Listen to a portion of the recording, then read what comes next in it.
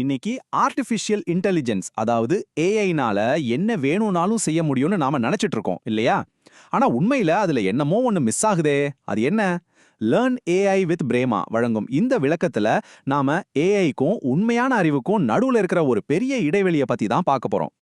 நாம எல்லாருமே இத பார்த்திருக்கோம். இப்போ இருக்கிற ஏஐ எல்லாம் கட்டுரைகள் எழுதுது, மியூசிக் கம்போஸ் பண்ணுது, அடேங்கப்பா கண்ண கவர கலைப்படைப்புகளை கூட உருவாக்குது. பேட்டர்ன்ஸை அடையாளம் கண்டு அதை அப்படியே காப்பி அடிக்கிறதுல அதோட பவர் உண்மையிலேயே வேற லெவல். ஆனா ஒரு நிமிஷம், அது செய்யற இந்த வேலைகளுக்கு பின்னால இருக்கிற அந்த ஏன் அப்படிங்கிற விஷயத்த அது நிஜமாவே புரிஞ்சுக்குதா? இந்த கேள்வி இதுதான் இன்னைக்கு இருக்கிற ஏஐக்கும் ஒரு உண்மையான அறிவுக்கும் நடுவுல இருக்கிற ஒரு பெரிய பள்ளத்தையே நமக்கு காட்டுது. சரி, வாங்க இதுக்குள்ள கொஞ்சம் ஆழமா போவோம்.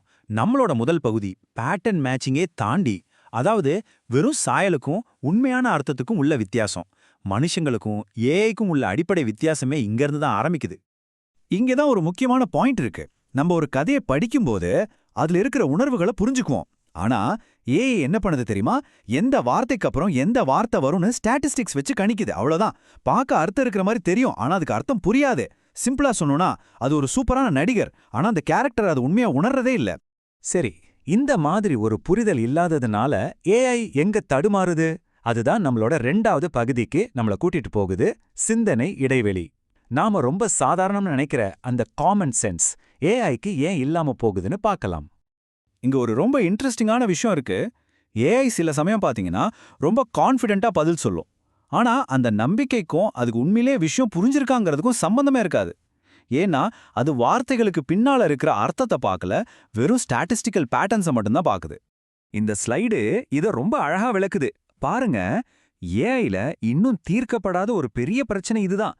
எது காரணம், எது வெறும் தொடர்பு அப்படிங்கறத பிரிச்சு பார்க்கறது. நாம இது ஏன் நடந்துச்சுன்னு கேட்போம், ஆனா ஏஐ எதெல்லாம் ஒன்னா நடக்குதுன்னு மட்டும்தான் பார்க்கும்.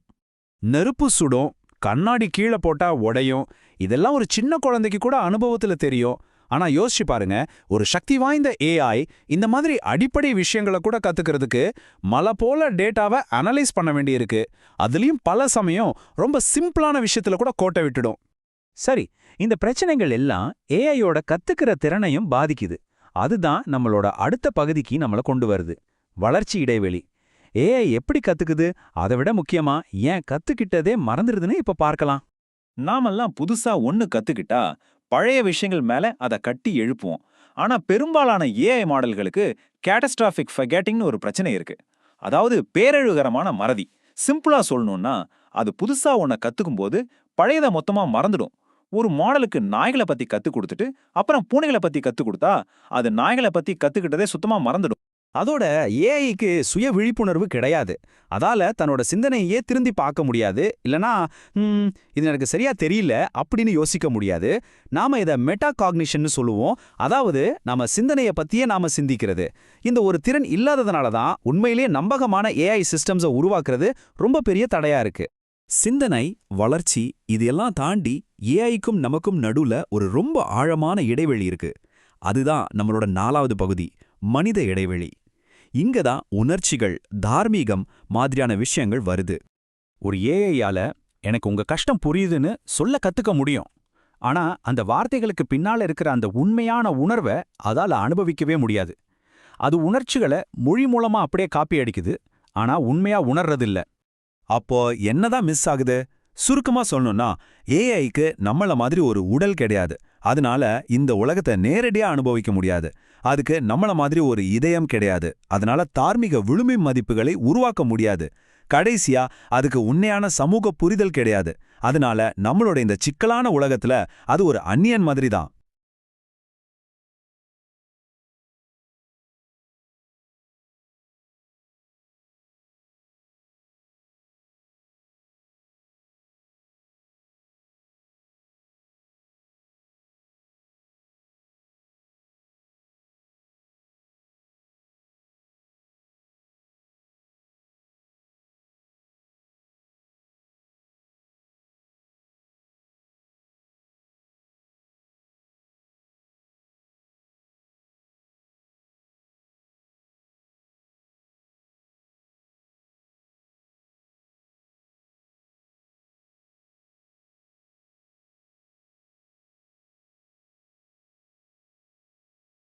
அப்போ என்னதான் மிஸ் ஆகுது? சுருக்கமா சொல்லணும்னா, ஏஐக்கு நம்மள மாதிரி ஒரு உடல் கிடையாது. அதனால இந்த உலகத்தை நேரடியா அனுபவிக்க முடியாது. அதுக்கு நம்மள மாதிரி ஒரு இதயம் கிடையாது. அதனால தார்மீக விழுமை மதிப்புகளை உருவாக்க முடியாது. கடைசியா அதுக்கு உண்மையான சமூக புரிதல் கிடையாது. அதனால நம்மளோட இந்த சிக்கலான உலகத்துல அது ஒரு அந்நியன் மாதிரி தான். சரி, இவ்ளோ விஷயங்கள் மிஸ் ஆகுதுன்னு பாக்குறோம். அப்போ ஏஐ வளர்ச்சியோட உண்மையான எதிர்காலம் என்னவா இருக்க போகுது? நாம அடுத்து புரிஞ்சுக்க வேண்டிய மிக முக்கியமான விஷயம் இதுதான். ஏஐயோட எதிர்காலங்கிறது வெறும் மாடல்களை பெருசா ஆக்குறதுல இல்ல.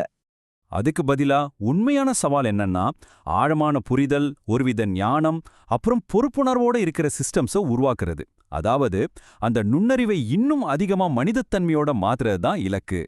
ஆக ஏஐயோட அடுத்த கட்ட பயணம்ங்கிறது இந்த பெரிய இடைவெளியை நிரப்புறது தான். அதாவது அர்த்தம், காரண காரியம், காமன் சென்ஸ், வாழ்நாள் முழுக்க கத்துக்கிறது, சுய விழிப்புணர்வு, விளைகள், இந்த மாதிரி பெரிய சவால்களுக்கெல்லாம் விடை கண்டுபிடிக்கிறதுல தான் இருக்கு. சரி, இந்த ஒரு சிந்தனையோட உங்களை விட்டு சொல்கிறோம்.